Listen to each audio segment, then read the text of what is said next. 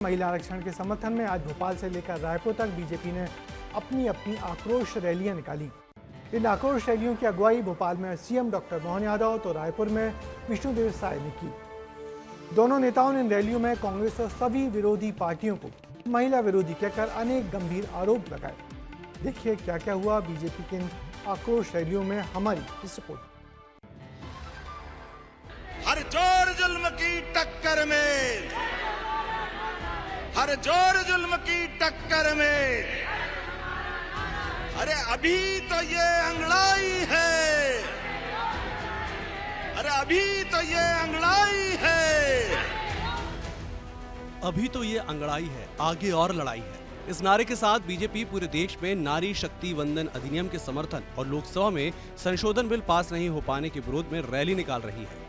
आज मध्य प्रदेश और छत्तीसगढ़ में बीजेपी ने जन आक्रोश रैली निकाली। भोपाल में सीएम डॉक्टर मोहन यादव तो रायपुर में सीएम विष्णुदेव साय शामिल हुए। राजधानी भोपाल की जहां महिला कार्यकर्ताओं ने विरोध करते हुए पदयात्रा निकाली। इस पदयात्रा में सीएम डॉक्टर मोहन यादव भी शामिल हुए, जहां उन्होंने काले गुब्बारे भी छोड़े। इससे पहले सीएम डॉक्टर मोहन यादव ने विपक्ष पर जोरदार प्रहार किया। महात्मा गांधी से लगा करके हमारे अपने अटल बिहारी वाजपेयी, वर्तमान के प्रधानमंत्री नरेंद्र मोदी जी, जोरदार अभिनंदन करो प्रधानमंत्री नरेंद्र मोदी जी का। उनके शब्दों में मैं एहसास करता हूं कि नारी सब भूल जाती है, कभी अपना अपमान नहीं भूलती है, ये हमको याद रखना है। इस रैली में बीजेपी प्रदेश अध्यक्ष हेमंत खंडेलवाल समेत सभी नेता, कार्यकर्ता और मंत्री विधायक भी शामिल हुए। इस यात्रा की कमान सभी महिला मंत्रियों और महिला कार्यकर्ताओं ने थाम रखी थी।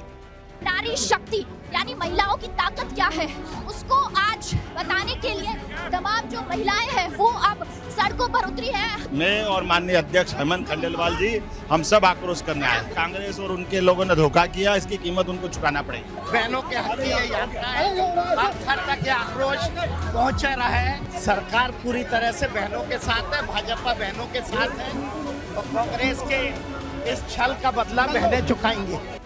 ऐसे ही तस्वीर छत्तीसगढ़ में भी देखने को मिली, जहां रायपुर के बलवीर जुनेजा इंडोर स्टेडियम में विशाल जनसभा हुई। यहां सीएम विष्णुदेव साय, बीजेपी प्रदेश अध्यक्ष किरण सिंह देव समेत सभी मंत्री, विधायक और बीजेपी कार्यकर्ता शामिल हुए। लेकिन माननीय हमारे देश के यशस्वी प्रधानमंत्री जी ने देश की माता बहनों से क्षमा भी मांगा है और उन्होंने आश्वस्त किया है कि हम लोग का संघर्ष लगातार जारी रहेगा जब तक उनको उनका हक नहीं मिल जाएगा।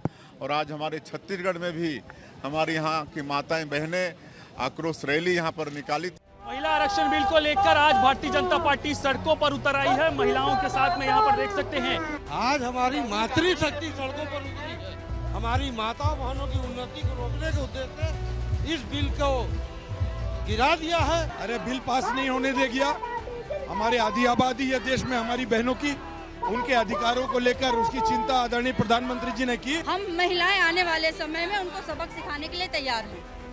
जब बीजेपी इतना बड़ा प्रदर्शन करे तो कांग्रेस कहां चुप रहने वाली है। मध्य प्रदेश से लेकर छत्तीसगढ़ तक कांग्रेस ने इसे सियासी ड्रामा बता दिया। आप डर रहे हो, आप मजबूरी में हो, हमको समझ आ रहा है।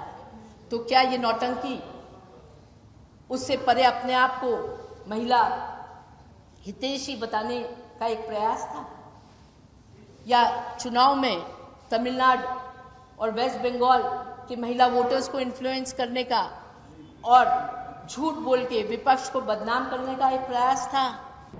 अभी जो बिल लाया गया है, संशोधन विधेयक लाया गया है, वो नारी वंदन अधिनियम नहीं है।